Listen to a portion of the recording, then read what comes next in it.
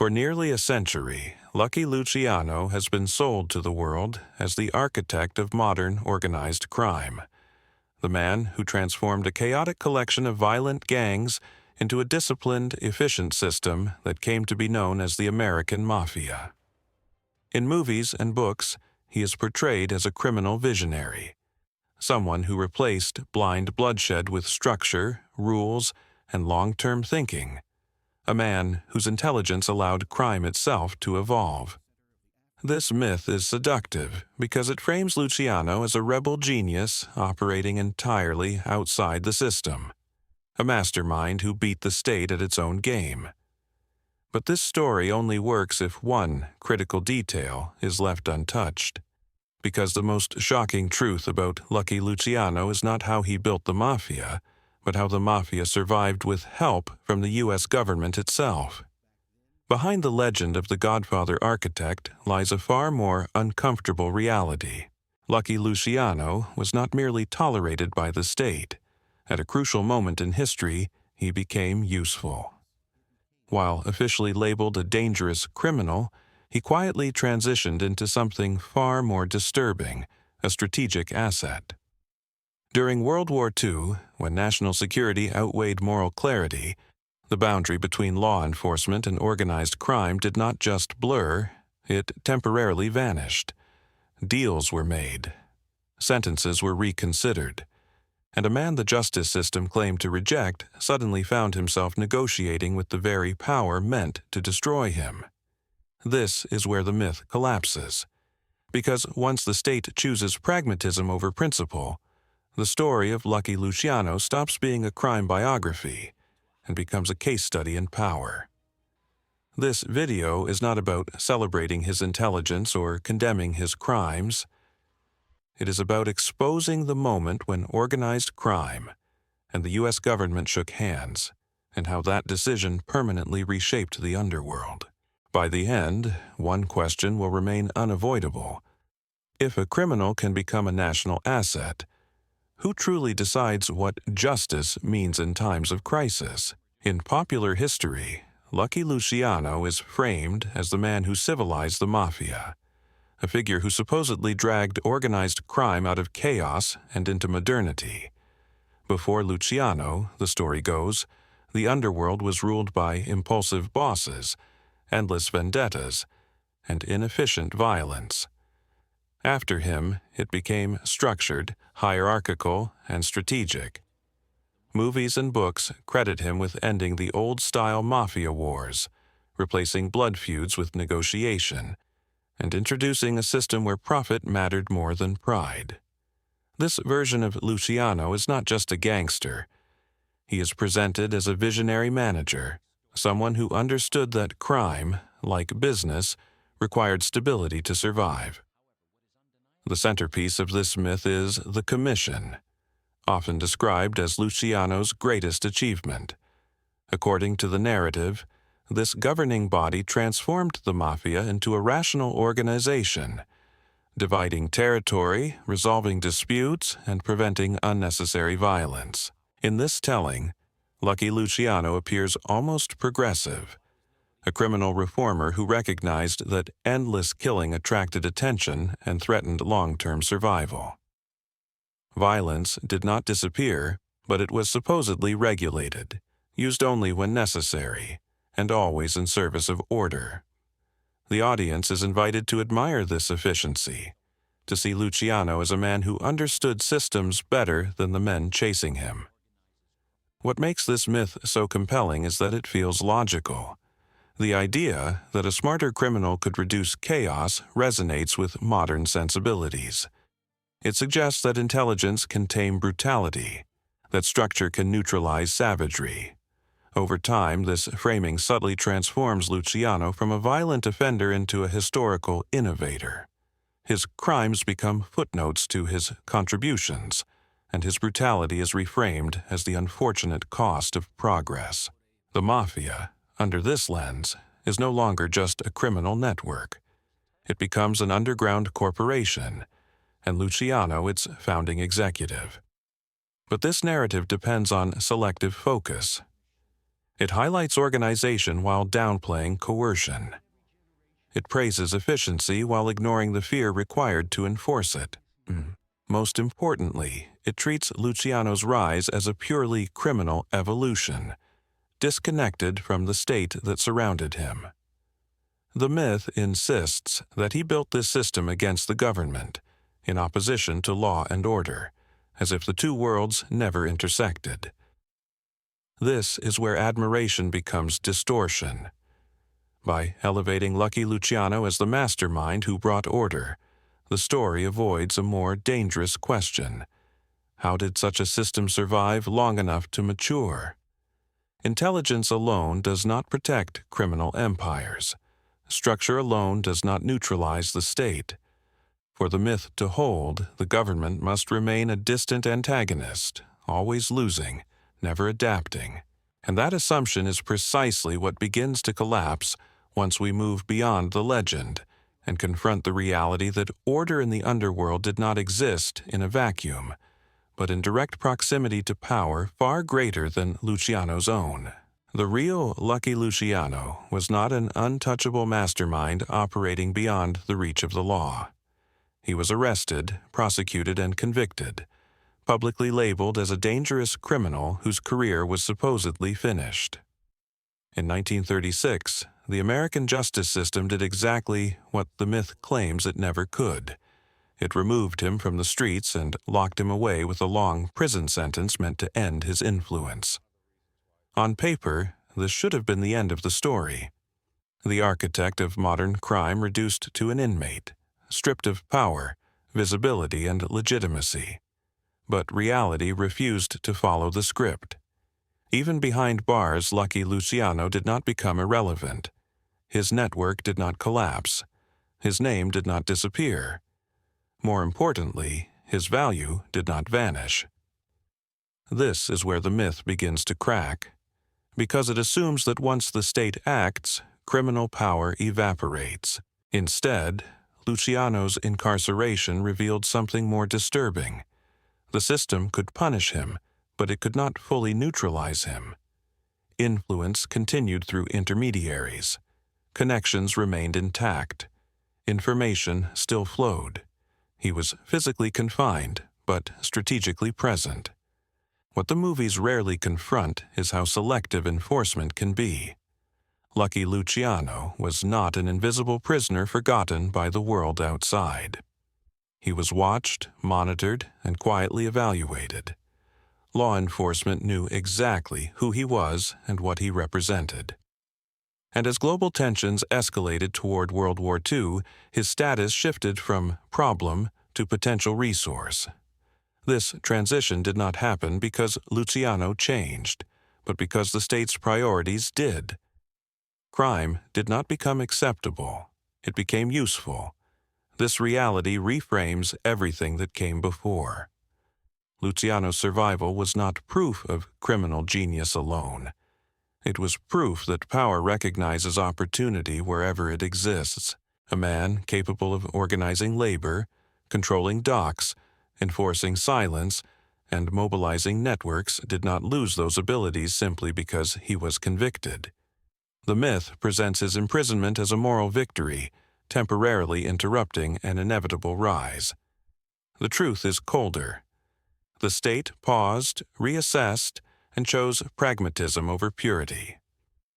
By the late 1930s, Luciano occupied a paradoxical position. Officially, he was a convicted criminal society had rejected. Unofficially, he was a figure whose reach extended into places the government itself could not easily control. This contradiction matters because it dismantles the comforting idea that justice operates in isolation from necessity. Lucky Luciano did not escape the law by brilliance alone. He survived because the law itself was willing to bend when circumstances demanded it. This is the moment where the story stops being about the underworld and starts being about power alignment. Once a criminal's usefulness outweighs the desire to destroy him, the rules change silently. And that silent change sets the stage for the most shocking chapter of all. The moment when a mafia boss, still officially a prisoner, became part of America's wartime strategy rather than its enemy. The turning point in the story of Lucky Luciano did not come from the underworld, but from war.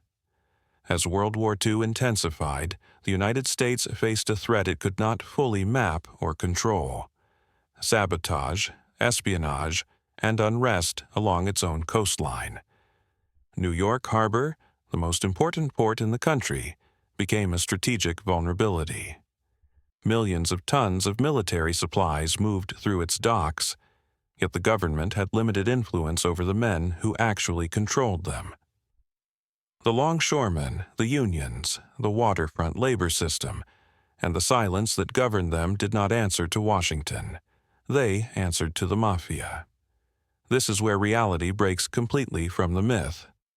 In a moment of strategic desperation, the U.S. government made a calculation that would never appear in a movie script. Instead of trying to dismantle organized crime during wartime, officials chose to work around it. Through intermediaries, they reached into the prison system and reopened a door that was supposed to be sealed. Lucky Luciano, still officially a convicted criminal, suddenly became relevant again, not because of his crimes, but because of his control. Control over labor, control over information, control over silence.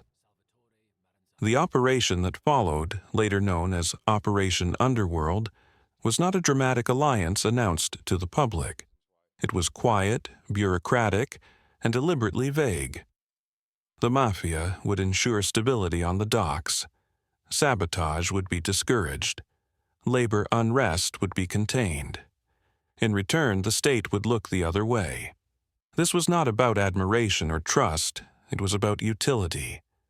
The government did not absolve Luciano, it used him. What makes this moment so unsettling is its logic. From a purely strategic perspective, the decision made sense. War compresses moral boundaries. National survival becomes the priority, and everything else becomes negotiable. But this logic also reveals something far more dangerous: the ease with which the line between law enforcement and criminal partnership can disappear when power feels threatened. Lucky Luciano did not escape justice in spite of the state. He survived because the state temporarily redefined justice. The myth of Luciano as a self-made criminal genius collapses here, because no underworld architect could design this outcome alone. This was not a victory of crime over government. It was a collaboration born of necessity, sealed by silence, and justified by war. The Mafia did not infiltrate the state.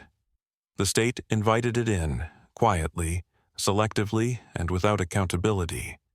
Once this door was opened, it could never be fully closed.